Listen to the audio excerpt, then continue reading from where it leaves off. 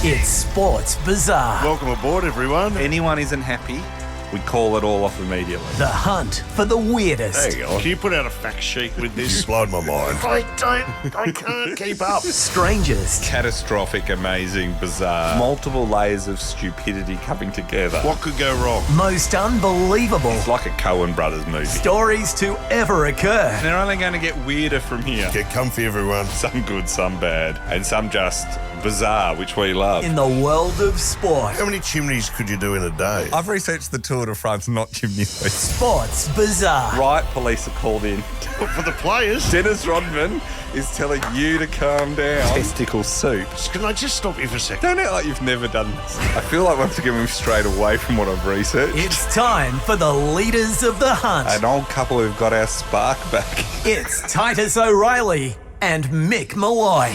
Welcome back to Sports Bizarre, where we might finally be putting the lid on the coffin of our exhaustive investigation into the dodgy road to Qatar. FIFA has shown its true magnificence over the last 4 or 5 episodes. What's episode 6? I've forgotten. Six. Jeez Louise. I know. When I started researching this, I feel I've lost a lot of my life to this, but it's... we could have done a 5-year every weekly podcast on this topic because we're skimming over whole bits they are amazing. Having looked at what's transpiring in Qatar at the moment, I think we're going to have lots more raw material going into the near future. Oh, we're going to have, and what I love about FIFA is, you know, they've learned from their mistakes. We've got a new head of FIFA, of course. Can he be up to the Avalanche? Blatter, has he got what it takes to put him in he's shown us something. Of FIFA? I think he's shown us a bit in the last few weeks. We might finish off on him because that's the you know. But where we were is Sepp has survived. Unchallenged. Unchallenged. Jack Warner's gone. We lost 2 greats. Chuck Blazer's gone from CONCACAF, CONCACAF, which, let's be honest, all the trouble seems to be coming from. Well, the funny thing is that... Is that a fair comment? Well, no, because I haven't gone into all of it in this because we would have had like 15 episodes, but a lot of this is being mirrored in the Central Americas, Confederation, like Africa. You could, you could have mimicked this a lot. I mean, the Caribbean was particularly egregious, but the South Americans were not exactly. You know, a lot of them get caught up in some of this too. So, so Sepp still reigns supreme. Where are we? We're about 2014 at this point. Right. So, Qatar Russia have been announced, but Chuck Blazer, they don't know. He's been turned. They don't know that he's taped some of them, and the FIFA, you got to remember, are completely unaware that the Justice Department, a US Justice Department, full bore into them. Got a big office operating on this. Operating on corruption in global soccer. So and they're unaware. They are blissfully unaware of it at this point. Meanwhile, Sepp Blatter, now that he's got rid of a few of the key people that were challenging him, who are all corrupt, he's now painting himself as the transparent person. If you remember, he appointed Garcia and Eckert to investigate all these things. And so Michael Garcia goes away, and he's the investigator for FIFA for their ethics committee. He's gone away, and he's done a year and a half of interviews around the world. He's reviewed hundreds of thousands of pages of documents.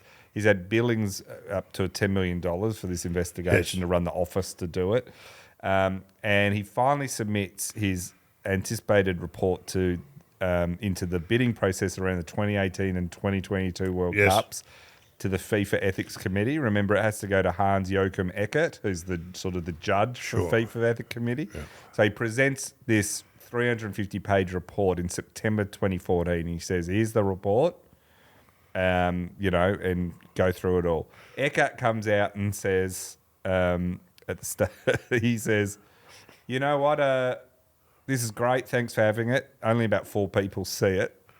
And he goes, he says, now, we're not going to publish the report. It's like the Mueller report or something, isn't it? It's like we spent all this money, all these resources, and now we'll take it from here. We'll take it from here. And he says, Eckert says, we're not releasing it. He says there's outrage. Even Garcia's like, and members of the FIFA exec committee that aren't too aligned to Sepp go, We can't not release it. We've announced we're doing this big report. Yeah. Sepp, you've said you're the man of transparency.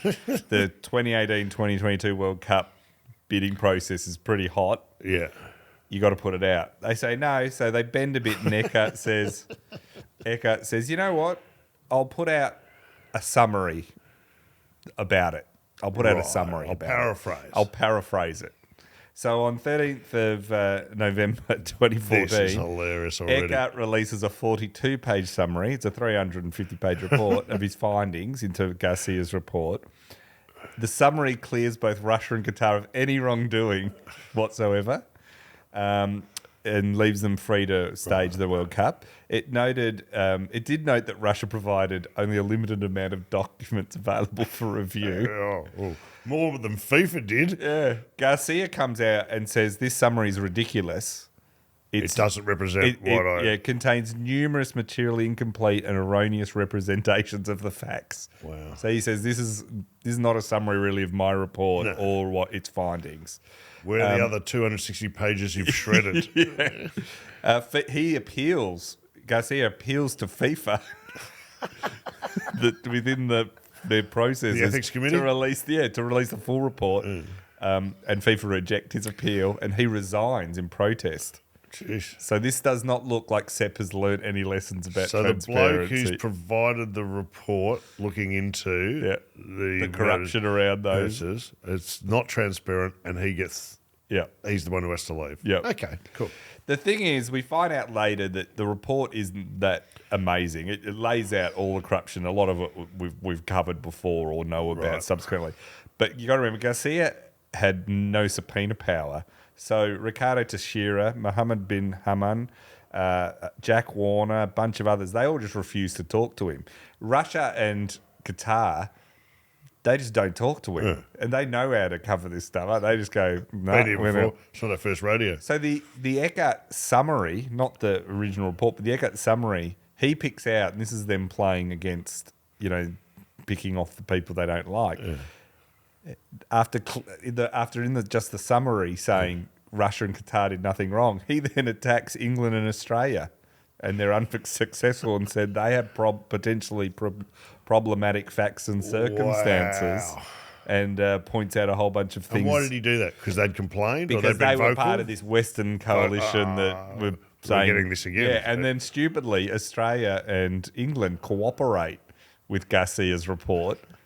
Idiots. Where Russia and that just know, we're not doing this, They're just, And Japan and South Korea get criticised for distributing gifts as well, so they just turn on all the others that clear that. FIFA, after the Eckhart report summary goes out, say, we welcome the fact that a degree of closure has been reached. Well done, everybody. The Associated Press denounced it as a complete whitewash.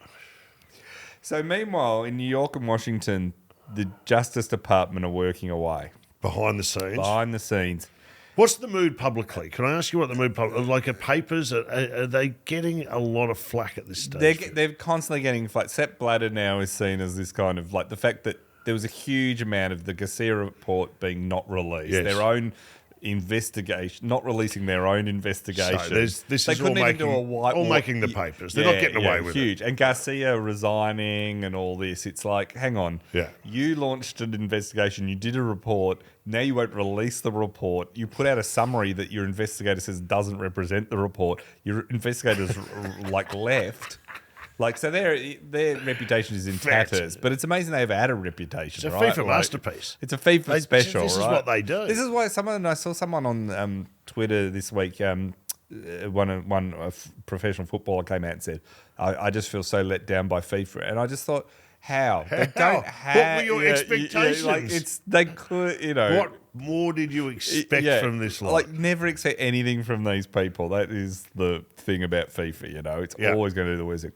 Meanwhile, the US Justice Department, right, they've now got to points 2015, getting into mid-2015. They have now done all their investigation, and they've got to the point where they feel they're able to indict FIFA executives. Yeah.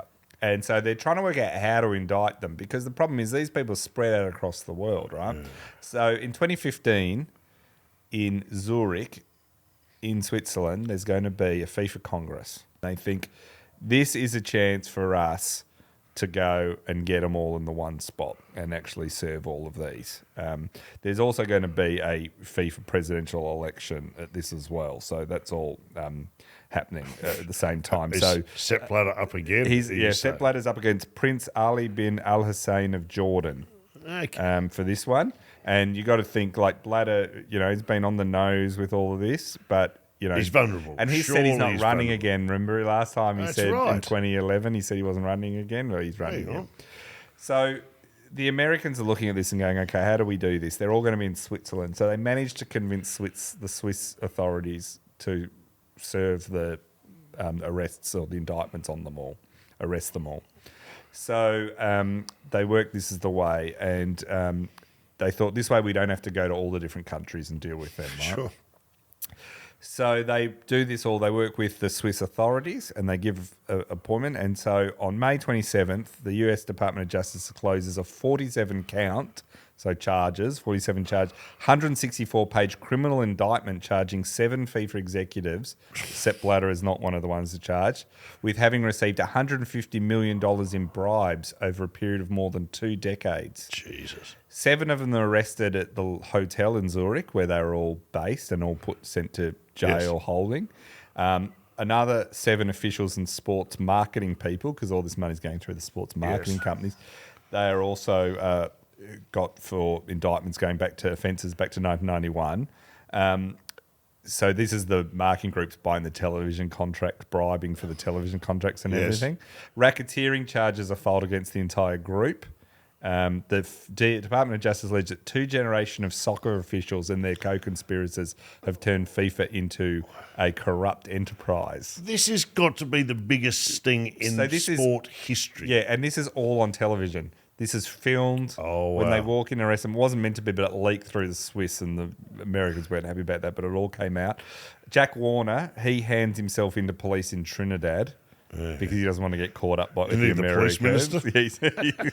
Other marketing executive, some surrender in Italy. 5 other officials, it's found, had previously, including Jack Blazer. It all comes out that there's been all these other secret pleading guilty that's been happening before these arrests. Right. Okay. Chuck Blazer had... But now it's now made public? But now it's made public. So these have gone to court, had all been done, but had been kept quiet the whole time.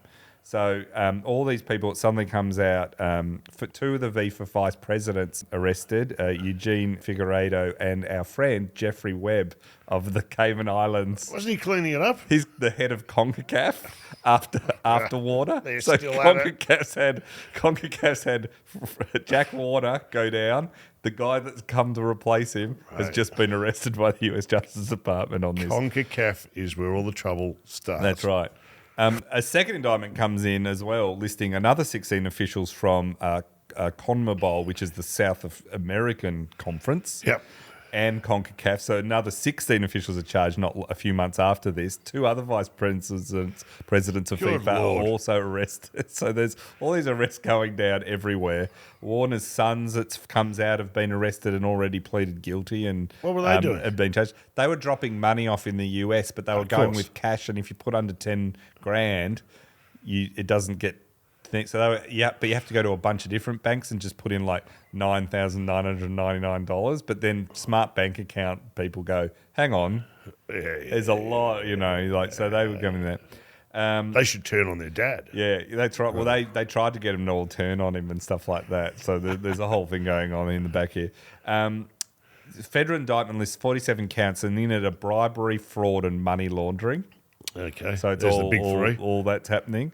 It said that the way they hid payments, this is the indictment, said they used fake consulting contracts. They sent money through associated working in the financial industry. They created shell companies in tax havens, hiding foreign bank accounts. They're using safe deposit boxes and bulk cash smuggling. Right? Have done their homework. Yep. Other claims in are more straightforward. Like when FIFA was considering which country would host the 2006 World Cup, which went to France, Warner sent a relative to a Paris hotel room to collect a briefcase filled with cash in $10,000 stacks from the South African bid committee. Chuck Blazers all through this in helping all the various Can I ask him, people am I out. jumping the gun here by asking if he gets away with it, or is he... He they dies reduce while his- waiting sentencing. Oh, spoiler alert. Yeah, so a lot of them... so you've got all Heart these... attack. I'm going with heart attack. Is it? No, it was just, they said that it was all his various conditions. Because he was 400 pounds. Like, he was a huge guy. And he had colon cancer. It spread to his stomach. He had all these other heart problems. Like, it was just a matter of time. He didn't die wondering, right? though, did he? He did not die wondering. He had a good run. He had a great run. Blazer admitted to the various bribes and all that sort of stuff. So this is all came out. It turns out Jeffrey Webb was even dirtier than Warner in some ways. He was doing all sorts of deals in the short term. So he was got president. comfy very quickly. He got comfy He very settled pretty. in. Yeah. Said, I know how all this works. Yep. He just keep them coming. went straight to it, right? So he's arrested. They then get a guy called Howard, who's going to be the guy who's going to follow him. He's arrested not long after. He lasts about 3 months before being arrested.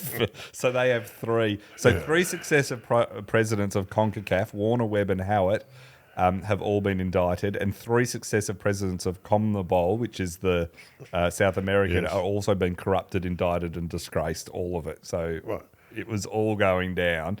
FIFA hold a press conference amid all these arrests. So you imagine their Congress is going on, all these arrests, they're on TV, it's the number one story in the world. FIFA get a spokesperson stand up and say, and claim credit for the investigation and assure the press that it was all fine, it was all going, and that Sepp Blatter was quite relaxed, as he knows and he knew before that this was all happening and he wasn't involved. This is a proud day for FIFA. Yeah, they do. Now, you know what I'm thinking. This house of cards, and I'm looking at the wall with all the charts and everything. Yeah. Sepp Blatter. Sepp Blatter is, at this point, not part of it at all. He's untouched. So two of his vice presidents are gone. Gone, yeah. Everyone under Blazer them have and gone. Warner have gone. And all the different leagues have I turned can run through some of the names, but a lot of them we've never mentioned. But it's like, there's about 40 people arrested, over going the right course to of, the top, but not all the over. top. It's to the conferences there, and Blatter no one has the smoking gun for Blatter. Like, there's a ton of people who say he knew or whatever, or common sense tells you it's amazing you didn't know, but it's just he is incredible, always just this little bit above. But I would have thought at this stage, out of embarrassment, he would have just fallen on his sword and said, wow, this is terrible, I have to go. Yeah, but I think we're learning that embarrassment is not something. He's a genius, this guy. Don't you think? I think we're learning that embarrassment... In fact, probably we need him more than ever right now, don't we? We need a firm hand at the top to navigate us through this terrible time at FIFA. To get up and be completely not embarrassed, have no shame. Like, he literally has no shame. Wow. So Jack Warner does press conferences saying that that the United States is just conspiring against soccer. And that it was all this terrible thing. This is just in the days after the arrest, Warner does an interview where he holds up a printout of a news article from an American publication that says FIFA frantically announces 2015 Summer World Cup in the United States. And then so he held it up and said, if FIFA is so bad, why is it the US wants to keep the World Cup? He said, to the journo. Right. It turns out that that's a satirical publication, The Onion. And it wasn't a real article, but Warner doesn't know. He's done his homework. So it's the only bit of paperwork he ever got involved with, Jack Warner. Yeah. So 2 days after all these arrests, half of FIFA's gone down. It's 40, a rabble, 40 arrests. The building's burning. Yep. So 40 people, all right. Sepp Blatter stands for re-election. At the with a straight face. Yeah, he takes the podium before the. Are you sure this isn't the Onion again? What are you saying? How long after? 2 days, because they arrest them at the Congress. So they're all in for the Congress. They don't stop the presidential election. They don't. I'm going to put it to you that that every voter for FIFA is going to go. No, we have to stop it here. We got to. We're going to stop this dead. Stop the We've got to demonstrate to the world that we will not accept what's going on. You'd here. think that, wouldn't you? Because now he gets up and the first thing he says is he's been 17 years president at this point, and they've just had everyone arrested. They've had like the Garcia report. There's a lot of empty seats at this Congress. They've got the Garcia report that doesn't get released. They've got Qatar and Russia. So the last 5 years have been an absolute bin fire of corruption. He gets up, and the thing he addresses, he says first is, well, I'd like to just address arguments, and everyone thinks he's going to talk about corruption, that 17 years is too long to be head of FIFA. He says, what is this notion of time? Time is infinite, and we slice it up. I find the time I spend at FIFA is very short, and it will remain short. I would quite simply just like to stay with you, he says to the Congress, right? So that's his first opening bit. He says it's a very difficult week, obviously. Right? He then wins in the first round of voting. He wins 133 to 73. Oh my God. What is wrong with this organisation? So no one cares, right? No one cares. They've all... And he'd had people like David Cameron urged him, who was the UK Prime Minister at the time, urged him to resign. Russian President Vladimir Putin backed him for a fifth term. Good on him. Good on him. Hang in there. Blatter gets up after winning and says, it is my Congress. I have the right to make the closing remarks. This is a very important Congress. You see, I'm in a good mood. I was a little bit nervous today, but now I am the president of everybody. I am the president of the whole FIFA. Right? So he survived, right? Now, remember Jerome Valcke, the guy who was the general secretary, now his right-hand man, but was the dodgy MasterCard guy. About a day after Blatter's just been elected, it comes out, the New York Times write a story that reports that Valcke, who's Blatter's general secretary still, had personally approved transfer of the 10 million bribe paid to Jack Warner, the one he didn't pay to Blazer from South Africa. It comes out that he's the one that's approved its transfer from South Africa to FIFA. Is this now, are we getting close to Blatter? Well, you'd think that. It's his 2IC's now been indicted, so now he's lost his 2IC too. Eckhart opens a case against him for the Ethics Committee to look into it, and they ban him for 12 years, but Sepp Blatter is still there. But then the very next day, Blatter, June 2nd, 2015, it seems like Blatter has won this fifth one. FIFA summoned reporters to its headquarters for an unscheduled press conference. Only a few dozen journalists managed to get there on time because no one knows it's that hastily organised. They know something's up. And it's something that, but barely any get there because it's like last minute. We're holding press conferences in like 10 minutes and everyone tries it. So Blatter gets up and says, FIFA needs a profound overhaul. He speaks in French for this one. While I have a mandate for the membership of FIFA, I do not feel that I have a mandate from the entire world of football, the fan, the players, the club, the people who live, breathe and love football as much as we all do at FIFA. Therefore, I've decided to lay down my mandate at the extraordinary elective Congress. I will continue to exercise my function as FIFA president until that election. So suddenly he's resigned and everyone just cannot believe it. The British tabloids love it. They write a great day for football in the Daily Mirror. The Daily Express writes a headline, Blat's all, folks. Now, you might wonder, why did he suddenly start... What was the inciting incident? After seeing it off, having done everything, been re-elected, and what happened in that 24-hour period? He's suddenly, what's happened is the Swiss investigators, who we've talked about many times before, who were investigating him, and Hildberg, who's the guy who's like coming after him like over years and years, they announced that they're investigating Blatter in relation to payments made to the UEFA president, Michael Platini, that there is some dodgy payments between them two and they're investigating them. This is too much for the FIFA sponsors. So Coca-Cola, Visa, McDonald's, Budweiser all issue public statements requesting that he resign for good from there FIFA. It is. So that's the power. Finally, the sponsors. So he can win the votes. There's going to be no bribe money. There's going to be no more money. Yeah. The party's over. So he had the votes of the Congress, sure, but suddenly the real powers, which is the big multinational corporation sponsors, finally go, we've ridden this horse into the ground. It's It's taken them a while to come to the party, it's hasn't it? amazing. It's They should have amazing. been lobbied well before this to E- go. Yeah. Even now, when you look at the FIFA World Cup in Qatar, if everyone is so like the people that are sponsoring it, all the Western countries, if they all just went, we're not sponsoring this, is a disgrace. Yeah. FIFA would have pulled it in a second. That's what's It's amazing, done. right? Yeah. There's no corruption if there's no money. It's like Yeah, it is. But who are you grifting? exactly. You can't. Mr. 10% is Mr. 10% of nothing. Yeah, if there's yeah. nothing. Yeah, that's right. So, sports that aren't popular don't have massive corruption because no one cares. The first is like whatever. It's like what's happening with Twitter at the moment. When he comes in and goes, "Well, I'm going to change it to free speech," and then the companies go, "Well, good luck with that." Yeah. and you go, Good "Oh, luck okay. with your projects. You nut." Yeah, you pretty quickly learn. So, so Blatter and the ethics committee then turn on Blatter. And Hang on, are you telling me Finally. the ethics committee are training their guns on Blatter? yeah, they finally, because What this is the all hell? because the sponsors have moved, it's all become public. Issa Hayatou is now serving. He'd run against him before. They all turn and they suspend Blatter from office, and they uphold his suspension. It's reduced from 8 years to 6, but he's suspended from all footballing. Can I say something? Thing. It feels like a bit of a witch hunt. It does.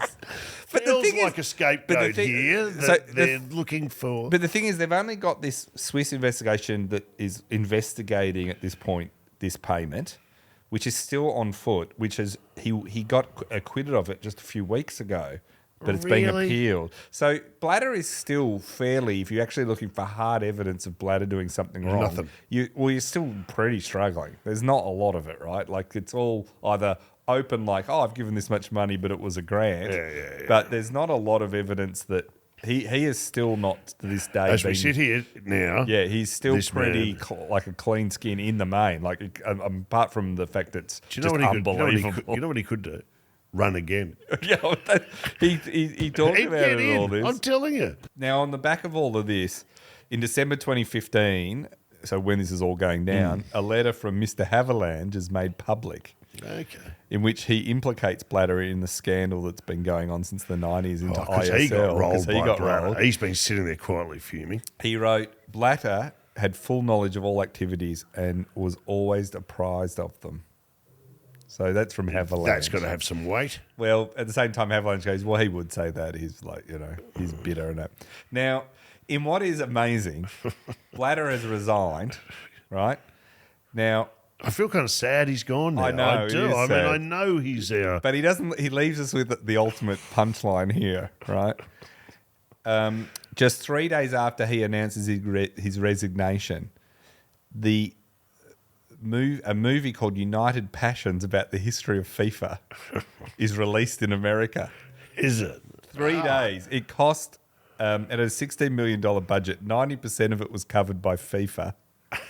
The rest was covered from the Azerbaijan government. It's a propaganda piece about FIFA's history in which Tim Roth plays Sepp Blatter. Have you heard about this movie? I have not heard about this, but I'm going to run out and see it. French actor Gerard Depardieu plays World Cup creator Jules Rimet, and Sam Neill is Haviland in the movie. Is that right? Yeah. And so this movie comes out, and I think it costs 27 million US, and it's 16 million pounds. And that's how much it costs. When it opened in Switzerland, 120 people bought tickets for the whole run. In the US, the film grossed $319 on its opening Friday. Did 'Cause it, you gotta though? remember- Did it, though? Or is this more FIFA accounting? this is- no, but it only made- Here's yeah, here's really. our tax return. No, only people were so disinterested. And you got to remember, Blatter had just announced his resignation in disgrace. But 3 days later, it debuts in America. On the Saturday, it made $288. Yeah. This is not $1,000. That's a good It's day. $288. So for its 3-day opening, Friday to Sunday, it grossed $918. The worst opening of all time for a film opening in 10 to 15 theatres in US box office history. I want to see this film. The Filmar Theatre in downtown Phoenix reported a gross of $9, showing that only one person bought a ticket to see the film. The film's withdrawn from cinemas after that opening weekend in America. It ended up becoming the lowest grossing film of all time, surpassing the previous record held by a movie called I Kissed a Vampire in 2012, which was a rock musical that only made $1,380. It was probably designed to fail. Yeah, on Rotten Tomatoes, United Passions, the movie, has an approval rating of 0. And it lost $26.8 million worldwide. I am going to get this. I'm going to secure all Australasian rights to that film. Yeah, it's just. Wow. I know. I've got to watch. I haven't watched it yet. Roth has been very embarrassed about his involvement. It's in not it. his IMDb. But they all needed the money. In 2017, in June 2017, so this is a couple of years after Sepp sat down, the Bild newspaper announces it's got a copy of the Garcia report and is going to publish it. The whole thing. FIFA quickly rush it out and release it the day before, and then go and say, put out a report saying, for the sake of transparency, FIFA welcomes the news that this report has now been finally published. They're good. They're good. They don't mention the thing. The Suez case into Sepp Blatter and Michael Platini on corruption charges in October 20, that they were both acquitted of that in the Swiss Federal Criminal Court after a 7-year investigation. So that one that made him actually finally resign, he actually got off on. It's now been appealed though, so it's basically still on foot as we record this. So who knows? Blatter's now 86 years old. He also has several other on-foot criminal proceedings, but so far he still remains pretty much above. Now, to finish us up. Okay. Please put a bow on this for me. Alan Tomlinson, who's written many books on and articles on FIFA, he's a great source on a lot of this stuff. He recounted a conversation he once had with the former international sport and leisure executive and architect of UEFA's Champions League, Jurgen Lenz, who said, and I think this sums up everything that we've just talked about, he said, FIFA's now so corrupt that it no longer knows that it's been corrupt. Now, the current president is Gianni Infantino. He was the UEFA General Secretary before this. He's elected president of FIFA during the 2016 FIFA Extraordinary Congress. Is it bloody? Is he really. elected unopposed? Well, how does it happen? Like, Sepp's gone. Big power vacuum. Yeah. Is he Sepp's guy? Is he? No. But this is how he campaigned. Okay. Let me see if this sounds familiar. He campaigned widely throughout Africa and Latin America, preaching transparency and reform. Well done. He's done his homework. He pledged repeatedly to boost the funds distributed to each of FIFA's 209 member associations every 4 years to $5 million, more than 2.5 times above what was currently being handed out under Sepp. In addition, he promised an additional $1 million to poorer national associations to cover travel costs. $40 million to each confederation that could be dispensed for development projects within member countries, and $4 million for youth tournaments. Finally, he said he would expand the World Cup to 40 teams from the current 32, which meant 8 more countries stood to receive huge amounts of cash every 4 years. And a vote? Well, we don't know, but he's been elected. And in January 2020, and you might, shades of Haviland here, he was elected a member of the International Olympic Committee. And that brings us to the end of our road to the Qatar So where World we Cup. currently are. So when you're tuning in and you're watching the World Cup, and you're looking at the circus and what's going on, just understand this is all approved and paid for by the biggest companies in the world, and FIFA are still doing their thing. Yeah. And I don't think we are. anything has... It's It's just the same. And if anything, the only thing that is amazing out of all of this is how Sepp Blatter has basically not really had not had anything land on him. He is the true Teflon man of everyone else has gone down. I miss him. I miss him. You sure there's no place for him? Can he turn up? Could he go to Qatar? And, I don't think he can go to turn Qatar. up there, and would he get a round of applause? Well, I think there'd be a lot of people that like him, but at the same time, he doesn't have any power now, and I think he's got so many legal problems. He's 86. I did see an interview with him recently where he did, if you just tuned in, you would think he had overseen one of the greatest things in sporting history, like how proud he was, how he spoke lovingly about everything he had achieved, and how it's better now than it's ever been. Yeah, and he's come out and said he regrets going to Qatar. That was a mistake. But, you know, this is... That's the moment he lost control of his own Frankenstein's monster, didn't he? He goes, I've allowed this to happen, but I now cannot believe we've done... And also, I think Jack Warner becoming... So Jack Where's Warner... Jack Warner today? He's fighting extradition in Trinidad. So he's appealed to the US, to the UK, for the Privy Council, because the US are trying to extradite him to the US. And if he gets to the US and gets found guilty, he'll go to jail but he's fighting. Good luck with that. And, you know, who knows? He's just delaying it more than anything else. But he's a big character in this. He's a big character because when he and Blazer work so hard with Blatter, but when Warner and Blazer, but especially Warner, and even Blazer said Warner had this hunger for money that it was just, he'd never seen anything like it in the world. Like it was just, he just had to, like he could never just let it go through the keeper. He could never just go, look, let's there's not enough money, let's let it go, do it properly. He never did that. He always got his cart. He always is saying, and Blazer said this, Mr. 10% said this about Warner, that even he was shocked at. And so when Warner says, you know, I'm taking the money to vote for Qatar and for Russia, and so does Blazer. It's like Sepp's two understudies, his lieutenants have become so corrupt they can't even like go, look, we're on a good thing, don't rock the boat, vote for America and vote for Russia, and no one will come at us.